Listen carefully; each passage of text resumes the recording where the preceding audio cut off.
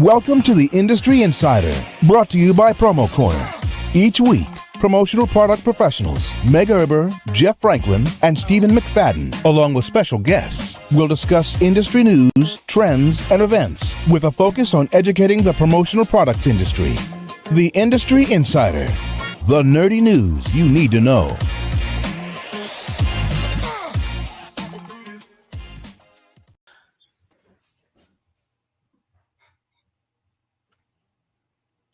Welcome back to yet another exciting episode of the Industry Insider, your promotional products podcast where you can get all the nerdy news you need to know about. My name is Jeff Franklin, National Accounts Manager with Headwear USA, and I'm joined today by three other lovely folks. But of course, before we get to them, we got to tell you about our fine sponsors for today. Greater Pacific is your full-service creative agency. Their experience comes from thousands of custom projects completed for clients for over 2 decades with expertise in promotional products in the Advertising Specialties Institute, the custom OEM, product design, project management, CPSIA compliance, product testing, and full-service logistics. They've done it all and become more effective with every opportunity. Greater Pacific creates the ultimate manufacturing experience for their clients. So go visit greaterpacific.com today. Tell them the Industry Insider sent you. Why don't we say hey to Stephen McFadden. How are you doing today, sir? Doing awesome. I'm rocking a new polo that that's a SNS, really sharp polo. I know. Thank you, Meg and SNS. This is pretty sweet. Adidas has become probably my favorite brand of recent. So I'm I said that just because I'm on the air with you, Meg. So. Adidas would definitely be my favorite brand of all the major brands there as well. Is that the black, Stephen? It is. You have the navy, Jeff. Yeah, I got that one in navy. I love that polo. It's awesome. It's slick. It is. And oh wait. Meg always asks you how you are. I'm a Silver Thunder. How are you, Jeff? Thanks, brother. I'm doing all right, man. I'm doing all right. So yeah, look, you're looking like $1 million with that polo. So excited to be here for another episode. Meg Erber, how are you doing today? I'm doing wonderful. Very good. Glad to hear. It's nice out. I mean, it's a little cold, but I've got layers on today, so yeah, I'm doing pretty good. Is it nice or is it a little cold? I mean, it's both. The sun is shining, which is nice, but it's a little cold. Very well. Well, look, we are joined today by a very special guest, Brad Brower. A little bit outside of our ordinary guests here. We're going full end user. We brought in an expert in Nexus. As you guys would probably remember, we've discussed Nexus in the past briefly when it first came out. And so we brought Brad in, guest of Stephen, and really excited to have you on, Brad. But before we get started into the topic, it is sort of customary, or originally would be customary for us to give our guests a good 3 to 4 minutes to introduce yourself and maybe how you got started in the promotional products industry. But since you're sort of an end user and not in our industry, I would love to know maybe how you first came about our industry or got your first exposure to the promotional products industry. Yeah, and first of all, thanks so much for having me on today. I appreciate it, Jeff, Stephen, and Meg. And really, when it comes to what I do in my first experience with promotional products, I actually work for a company, and within my segment, we support a lot of businesses that focus in the promotional products segment. So my personal experience is when it comes to, as an end user, receiving promotional products or things of that nature, but also my business, we utilize and we partner with businesses like yours to help send out our types of merchandise to our clients or potential clients for that matter. So that's a little bit of my experience on that from that front. But when it comes to in my professional career, I actually work for a company called Avalara, and we focus in supporting businesses in automating their tax compliance needs. And so through that, I support a segment of about 8,000 clients. And so there is a subset of customers that actually fall into that space. And so today we're going to kind of talk about that impact and really what the tax implications for those types of businesses potentially could be.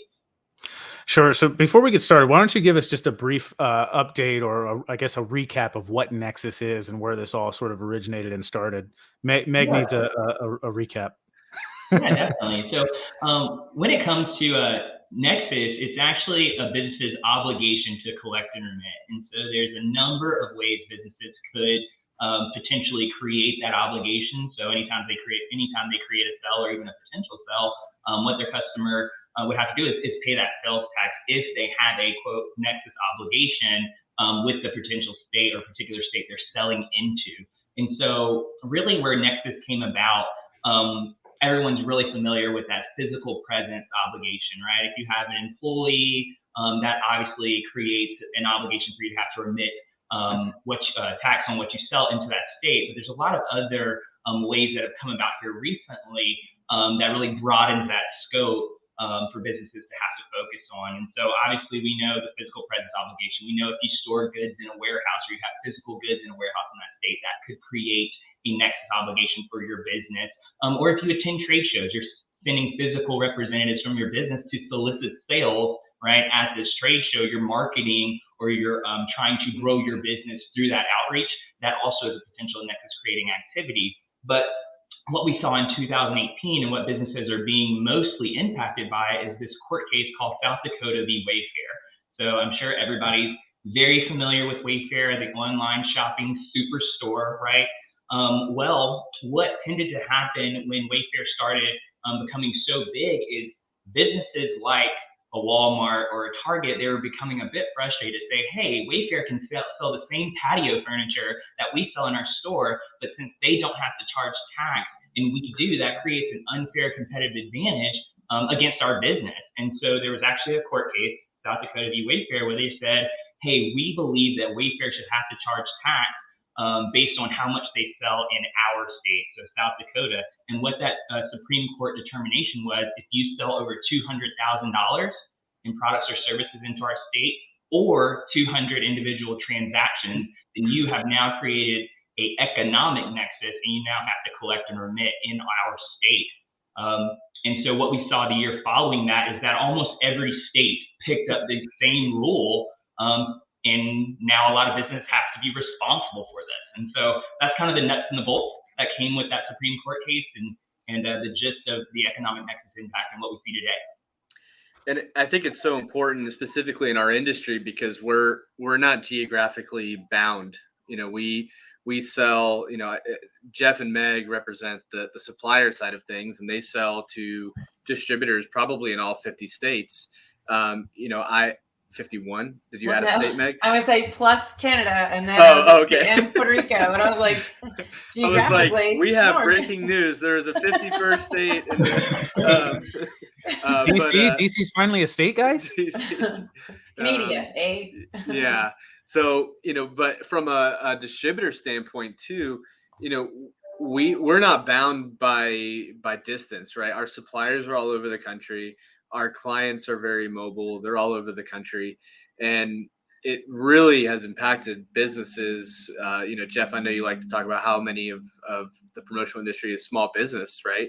But that's a huge impact when all of a sudden you may now, economically qualify to have to collect and remit sales tax for a state that you don't even live in anymore. So it used to be an advantage that we would use probably 2019, when I'd be like, yeah, by the way, we also can save you because we don't have to charge you tax.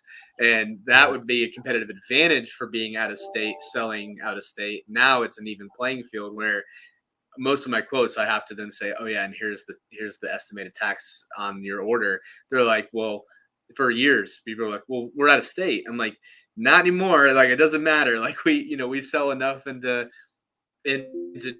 Georgia and down to South Carolina. Obviously, we're in North Carolina, Florida, California, Texas. I'm like, all those places we have to now do it. So, Brad's a great resource here because it's impossible to track that. There's a lot of small businesses, Jeff, like we don't have tons of employees that can monitor all the changing legislations, all the different percentages, all the different qualifications. And Avalara, we've actually seen it and we use it. It's got an API link with our CRM where it's now tracking all that.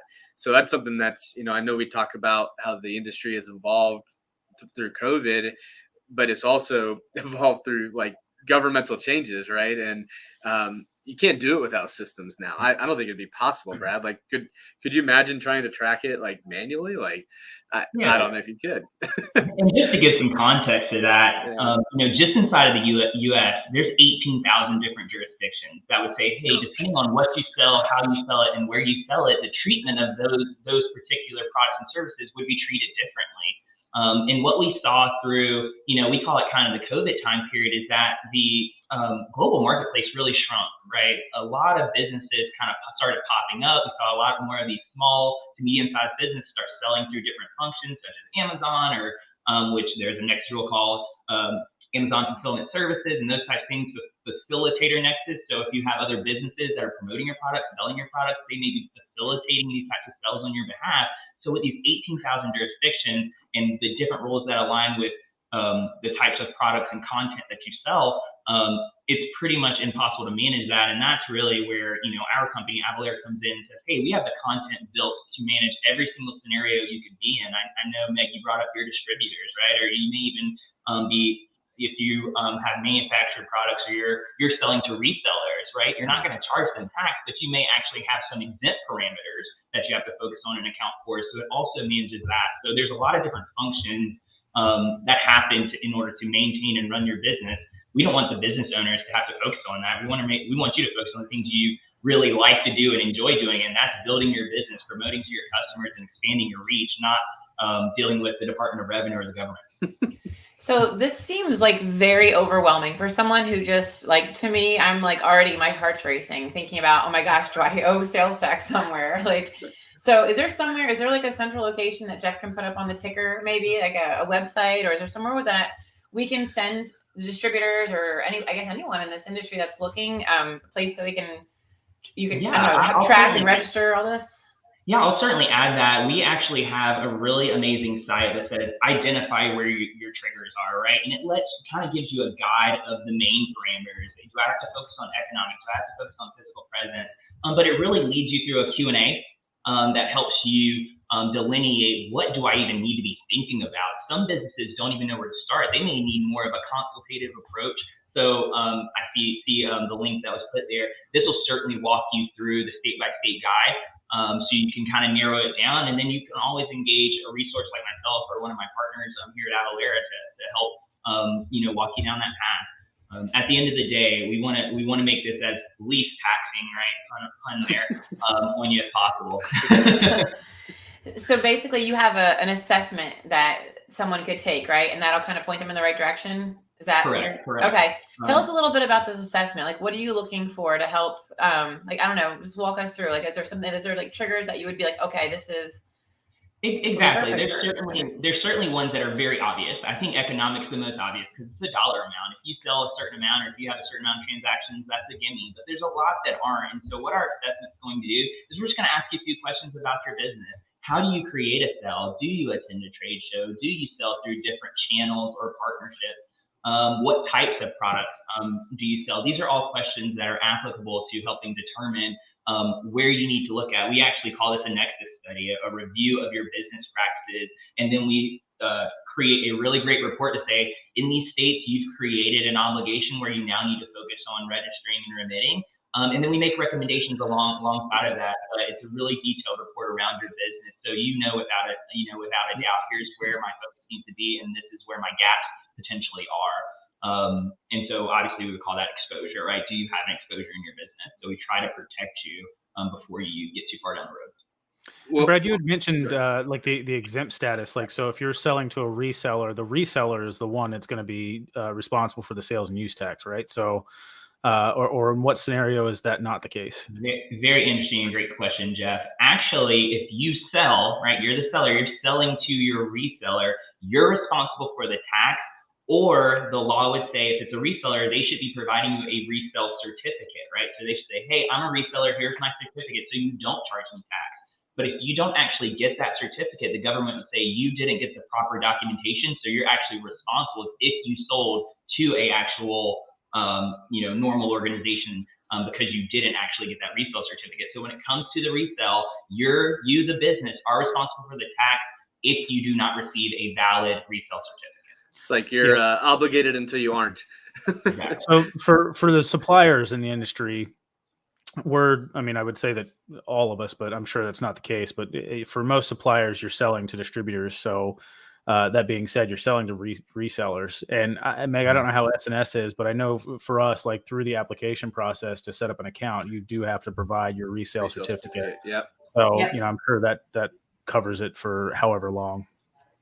Right, exactly. And I think the big thing that when it comes to the resale process is what's the impact to my customer, right? What's the customer experience like? Because in most scenarios, a salesperson will go and say, hey, I'm selling this to my reseller, but before I can even process that transaction, can you jump through a million hoops to get me your resale certificate? Typically, that end user that you're selling to doesn't have it on hand. They're like, oh, here it is. This is really simple for me. And so what the software allows you to do is get that at the actual point of checkout or the point that the sale is being created.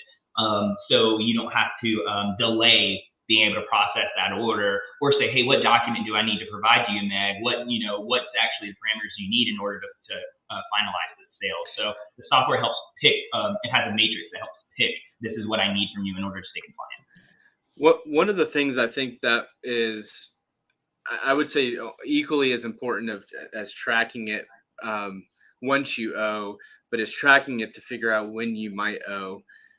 Because we went through this as a company, and I guess this would be like my PSA. Like you have to have some sort of pulse of where you're selling and why you're selling, because once you reach those thresholds, you can't just automatically start collecting the tax. You have to be certified, like you have to then go apply to be able to collect the tax from those states.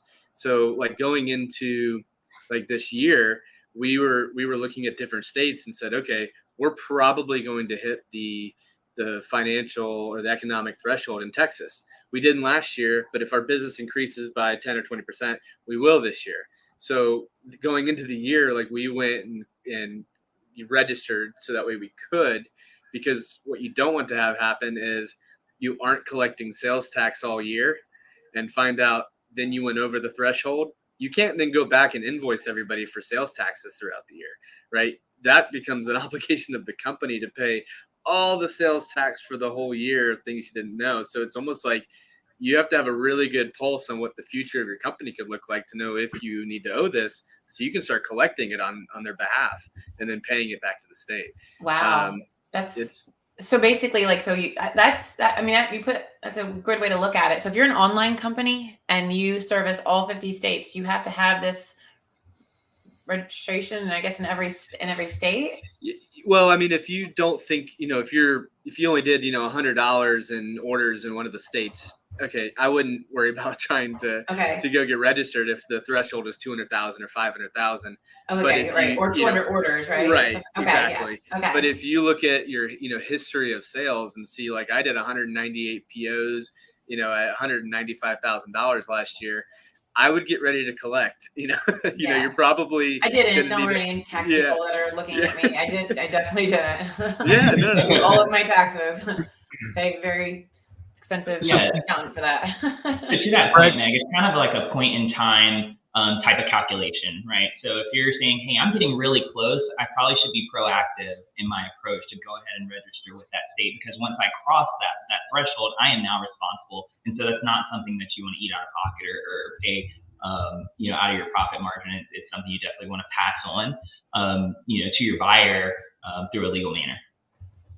And is that economic threshold 200,000 or 200 transactions for every state, or is it individual based on the state? Because I know that was the biggest concern was, how is a small mom and pop that's handling every aspect of their business going to be able to know the tax laws in all 50 states that they're selling into, know what those thresholds are, and then, like you said, Stephen, go through all the freaking paperwork? Because let's face it, it's not fun or easy to go through government paperwork and get set up for that kind of stuff. So is that something that, federally we're trying to push through as a congruent, consistent? Jeff, you asked the best questions. And the short answer is that the states have the ability to determine what their thresholds and what the rules are going to be, right? So they utilize the Supreme Court case to say, hey, economic nexus is the same. So if I want it to be $1, if I want it to be $1 million, I can choose that, right, within my state. But what we see, the majority, not all, the threshold is 200,000. But for instance, when this court case first happened, Georgia had the highest revenue threshold, $500,000, right? Right? But they began to see that, hey, all these other states are benefiting from a lower threshold. So within about 4 months of them rolling out their first, threshold band, they dropped it down to 100,000. So typically, you're gonna see that 200,000 or 200 transactions is a good rule of thumb. But in the website that you guys have on the ticker, it goes through every single state. And some states would say, hey, your exempt sales do not include that in your threshold. So if you're selling 100,000 exempt and 100,000, commercial, then you're only going to account for your 100,000. But some states will say, hey, even your exempt sales are included in your threshold, which can really impact some of these businesses. And so the platform we use, which happens to be the Avalara as well, it'll actually kind of color code and like it give us almost heat maps. Like it'll show like, okay, we're green for all these. There's yellows, meaning we're approaching the triggers, and there's reds and stuff that would show we've passed the trigger point for these, and it'll start calculating how much we owe. And, will kind of help prepare us so we don't have to know all those legislations. It's got all those rules built into the system. So that's why I would say if you're doing any significant volume, Avalara, any of the other, you got to have something, I think, to track it, right? It's, like you said, 18,000 permutations, and it may not even be financial. Like there could be these weird nuanced rules, and different counties have different percentages and different, it's impossible, I think, for one person to probably keep up with, especially if you get to a certain size where you're doing significant business. So Stephen, you recommend this for mostly distributors, you would say, because suppliers are probably so big that they already are dealing with something like this. Yeah. Like the small distributor, maybe, or the small business, or. Yeah, I think that if you're, I don't want to say it only applies to the larger ones, but it does have to meet certain thresholds where it counts. But even things like if I have a sales rep that doesn't live in my state and they live in a different state, well, now I have Nexus in that state, because if that state is a physical presence Nexus state. So like just having someone review it with you would probably be smart. I'm saying all this stuff because I know like this much about it, but I think I'm accurate in saying there are so many different rules where, if I exhibit at a trade show in a different state, because that's where a lot of my customers come to, even though I don't sell that much in other places, that could even help qualify me in that state, not help, I guess, hurt qualify me for, but yeah, and there's so many rules. I don't know that, one person should have to try to memorize it. I think you just would have to make a personal company decision and say, we probably just need to at least review this periodically, or have someone look at it for us periodically. Oh, 100%. Yeah. So are you only paying taxes then on the $201,000 and beyond? Is that how that works? So the first 200,000 is tax free? That would be accurate if you're not registered, right? So let's say the example Stephen gave in 2022, right? I only sold $190,000, but I was projecting to grow 20%. So I wanted to be proactive in 2023. He wouldn't actually be responsible for collecting or remitting that tax until he hit that $201. And then from that point forward, those sales would be taxable. Those sales would need to be remitted to the state. And then what about the following year then? Once you're registered, you're registered until you no longer hit that threshold. And let's say you no longer have a Nexus obligation, you can deregister from the state to stop the impact of having to collect sales tax. But to your point, Jeff, that following year I'd be collecting on all of them, because I've registered to collect and I'm projected to collect. Yeah. Wow. Yeah. So that in and of itself is difficult. Cause if you sell 1 year, like if you got a trade show or something that you're selling to somebody and it ends up going into, like, we'll just use Texas as an example, Stephen, like, and you sell $250,000 worth of stuff into that trade show, that's that year you would qualify, but maybe the trade show goes to a different state the following year or whatever. So you have to, you're constantly registering and deregistering. Is that? Well, it would also determine like where you're shipping the goods and where you're billing the goods to as well, right, Brad? Like if I'm in Texas, but this is a company based in Florida, and I'm shipping everything to Florida, it would be a Florida thing, not a Texas thing. Although if I then went and did stuff in Texas, it could be a Texas thing. It's kind of complicated, but and most states are destination, right? They're going to base their sales tax on where the product's going or where the business is located, where that invoicing address is. But to your point, Jeff, I believe you're talking about registering and deregistering. Most states would say there's a statute of limitation. So you may have sold $250,000 into Texas in 2022, and your expectation to only sell $50,000 in 2023. Well, they say, hey, give me 6 months for you to prove that before you can even apply for your deregistration. Jesus. Hey, one thing I don't want to miss, because you mentioned something to me when we last chatted that I thought was really interesting. There's something about, is it e-commerce nexus or like digital marketing nexus now or something? So there's what's called a newer. click-through nexus, and what we're seeing become more popular is, I'm sure if you guys have any form of social media, anytime you say, hey, I'm going to look at a lawnmower, now you're getting John Deere, ads that are popping up on your Instagram. Well, what happens is, if you click that link to take you to the John Deere website, they have now solicited your engagement, right, through a third party, right, or a partner. So Instagram has directed them to your site to create a transaction. And so this is what's called click-through nexus, which is an indirect referral to my business, which also in a lot of states could create an obligation for you now to have to collect in the state where that buyer is located. Does that mean now your business also has to? I'm lost. Never mind. Death and taxes. I was going to go back and back, but I was already all we need lost. to know is death and taxes. That's the only two things that are certain, right? Yeah. But again, I think the point that we make is that this is extremely complex. Yeah. There was over 1 million changes. It's not just, hey, I figured it out for 22. Yay, go me. Well, there's now changes. There's 1 million changes that happen. So how does that impact my business going forward? And so what our solution allows you to do is we manage that content. So the date that something changes based on the parameters you've built around your business, we go ahead and change it in our system. So you're constantly compliant and you're not having to worry about, let me manage these changes. Let me work, think about all the rules that are going to change in the places that I sell. We just do that for you. So it takes it off your plate. Inevitably, nobody goes to grad school to figure out sales and use tax. Typically, that's going to be accounting, finance, right? Kind of you really just stumble into that venue and you try to say, hey, does my CPA, know how to account for this? And most of the time, that CPA is like, I'm really good in Washington. Like, I really understand sales and use around Washington because that's where I spent most of my career, not Florida. So it's really hard to find a person that knows it all because of the complexity and the changes. Well, this is perfect timing. I mean, taxes are due; they're right around the corner. So everybody should call Brad. Don't try to figure it out yourself. That's the whole point of this podcast. You, and hopefully, at the end of the day, make life really, really simple for a lot of these businesses. We really focus in more of that SMB space because those are, I think, the businesses that need the most help. Right? Either I'm one person and I manage. I wear 50 different hats. This is not the hat that I really hope that I would wear. And so we try to come in and really support those types of businesses. All right. Very cool. Good. So any other updates regarding Nexus that we should be aware of, or did we pretty much cover most of it, Brad? I think those are the ones that are most important, the ones you're probably going to be impacted by most often. All right. Thank you, Brad. Hey, Jeff, you say it, the nerdy news, man. This was a nerdy news one. It's nerdy news to keep Uncle Sam off your back. I mean, there you go. Not Uncle Sam. What do we call state government? Is that like Brother Ben? Like I don't know. I don't want to say it. I know. I'm like, I'm not going to go into it. Like, you guys really want to get into it. There's actually local jurisdictions as well. And for instance, like Alabama has over 100 local jurisdictions. So not only do you have to worry about the state, but you have to worry about the localities as well. So there's a number of states that have localities that have their own rules and regulations, but we'll save that for another time.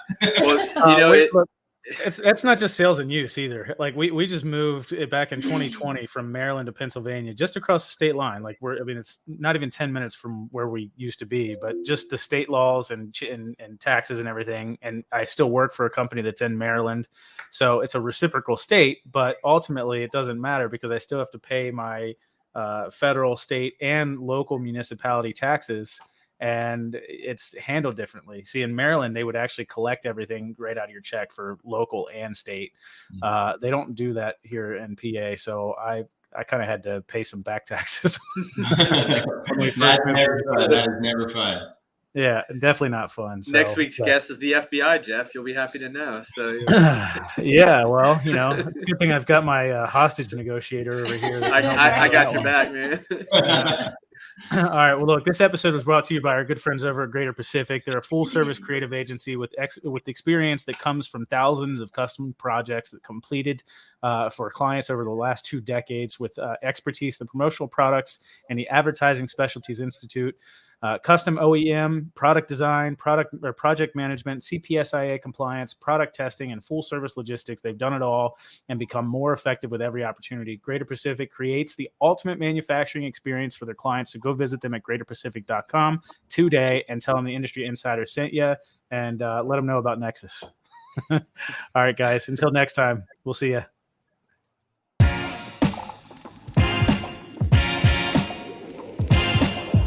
Thank you for listening to this week's episode of PromoCorner's Industry Insider. For more great content from industry thought leaders, including podcasts, blogs, and videos, visit promocorner.com.